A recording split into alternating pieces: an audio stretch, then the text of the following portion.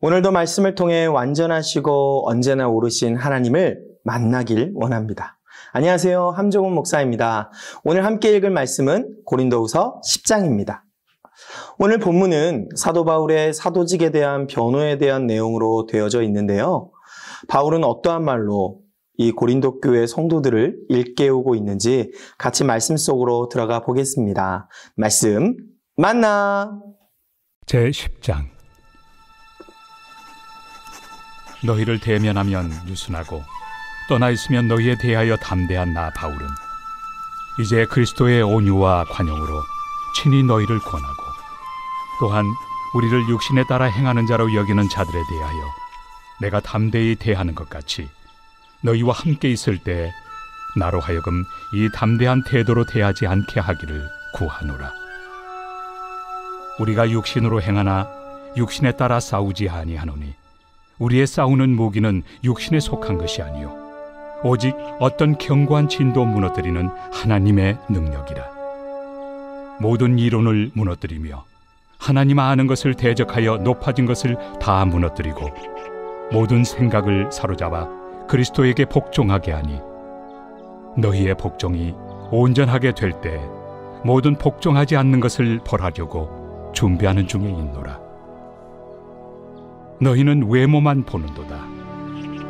만일 사람이 자기가 그리스도에게 속한 줄을 믿을진대 자기가 그리스도에게 속한 것 같이 우리도 그러한 줄을 자기 속으로 다시 생각할 것이라.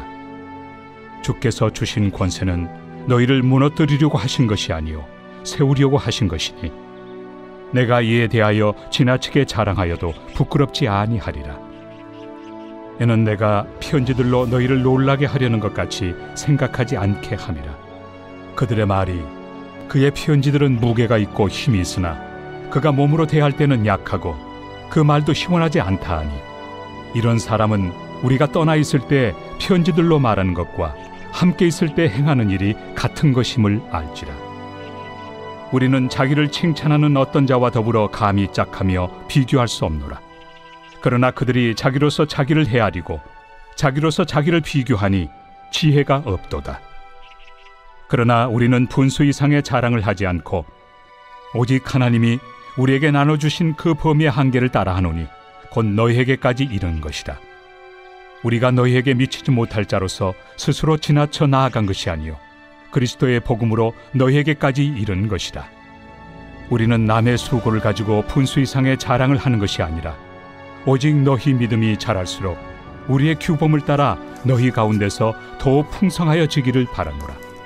이는 남의 규범으로 이루어 놓은 것으로 자랑하지 아니하고 너희 지역을 넘어 복음을 전하려 함이라. 자랑하는 자는 주 안에서 자랑할지니라.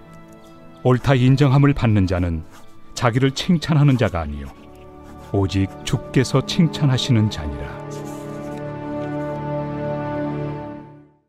아멘. 잘 읽어보셨나요? 오늘 말씀은 바울의 자신의 사도직에 대한 변호의 말씀입니다. 1절에서 2절의 말씀을 보니 고린도 교회 안에 여러 사람들이 바울을 비겁하고 이중적이며 육적인 정욕의 사람이라며 그러하기에 하나님의 사도가 아니다라고 말하고 있습니다. 그런 그들에게 바울은 어떻게 했을까요? 말씀을 보니 담대히 대하겠다고 합니다. 바울은 왜 담대히 대처하겠다고 이렇게 얘기했을까요? 그것은 바울의 삶이 이미 사도됨을 증명하고 있기 때문입니다. 바울은 이런 사실을 이미 고린도전서 9장 2절에서 다른 사람들에게는 내가 사도가 아닐지라도 너희에게는 사도이니라고 말씀했고요. 또 고린도전서 4장 16절, 11장 1절에서도 그러므로 내가 너희에게 권하노니 너희는 나를 본받는 자가 되라. 내가 그리스도를 본받는 자가 된 것 같이 너희는 나를 본받는 자가 되라고 말하였습니다. 하나님의 사도됨은 말을 잘하고 신학적 지식에 많고 적음에 있지 않습니다. 하나님의 사도됨은 증거하는 삶입니다. 삶이 그 사람의 정체성과 실상을 증명하는 것이지요. 사람을 대하는 마음가짐, 말의 내용, 물질의 사용 내역, 마음이 지향하는 것, 인생이 목적과 방향 등등 그의 삶이 그 존재의 실상을 밝혀주는 것입니다. 삶이 사도됨을 증명하고 목사됨을 증명하고 성도됨을 증명하는 것입니다. 왜냐하면 그리스도의 부르심을 받은 모든 성도는 주님과의 관계로 인해 삶의 방식이 달라질 수밖에 없기 때문입니다. 또 이어서 3절에서 6절 말씀에서 바울은 싸움과 복종에 대해 말씀하고 있습니다. 우리에게 싸움이 있다는 것이에요. 그리고 그 싸움은 육신적인 싸움이 아니라 영적인 싸움이고 궁극적으로는 하나님께 복종을 요구하는 것을 말합니다.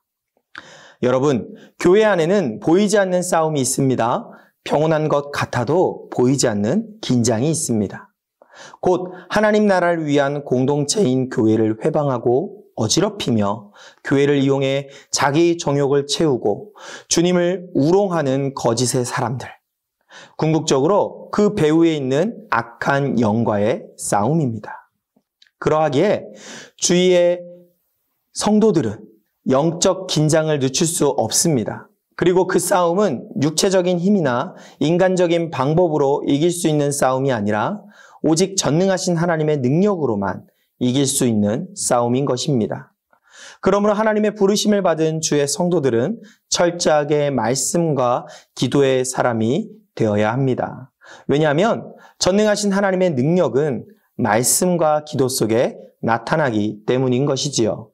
하나님은 말씀과 기도를 통해 교회를 견고히 붙들어 주시고 성도들을 견고하게 연합시키십니다. 말씀과 기도를 통해 거룩과 경건을 옷 입고 한결같이 하나님 나라 복음을 위한 길을 갈 때 하나님은 그의 삶과 공동체 가운데 하나님의 살아계심과 행하심을 나타내는 것이지요. 계속해서 7절에서 18절의 말씀은 바울을 적대하는 자들에 대한 바울의 반박을 담고 있습니다. 바울의 적대자들은 고린도 교회 성도들의 눈을 어둡게 했고 바울을 비난했습니다.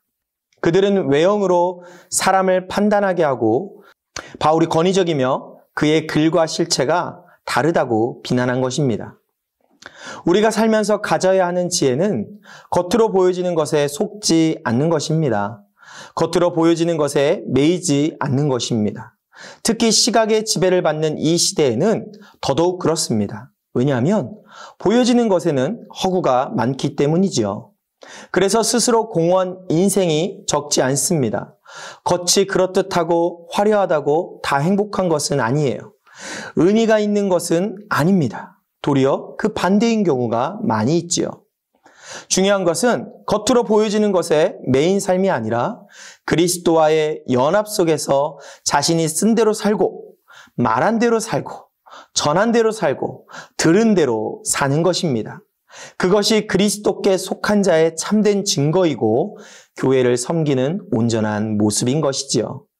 12절에서 18절은 자신이 기준이 되어 자신으로 자신을 헤아리고 비교하며 칭찬하는 어리석은 자가 되지 말라고 말하고 있습니다. 곧 물에 비친 자신의 모습에 반한 자기도취에 빠지지 말라는 것이지요. 사랑하는 성도 여러분, 우리를 옳다 하시는 분은 내가 아니라 주님이심을 기억하십시오. 우리를 칭찬하는 분은 내가 아니라 주님이십니다. 또한 우리가 자랑해야 할 분은 오직 주님이십니다. 왜냐하면 오직 주님의 십자가로 인해 우리는 하나님께 의롭다 인정받고 십자가의 삶에서 칭찬을 받고 주님은 우리에게 영원한 주님의 나라, 빛과 생명의 나라를 약속해 주시는 주님이시기 때문입니다. 오늘 우리가 살고 있는 시대는 치열한 영적 싸움이 있는 시대입니다. 사이비 이단과의 싸움이 있고 교회의 세속화의 싸움이 있고 자신과의 치열한 내적 싸움도 있지요. 그러므로 말씀을 생명처럼 여기고 말씀과 기도 가운데 십자가의 길을 가는 우리 모두가 되기를 소망합니다. 그럼 여기서 인사합니다. 내일도 만나!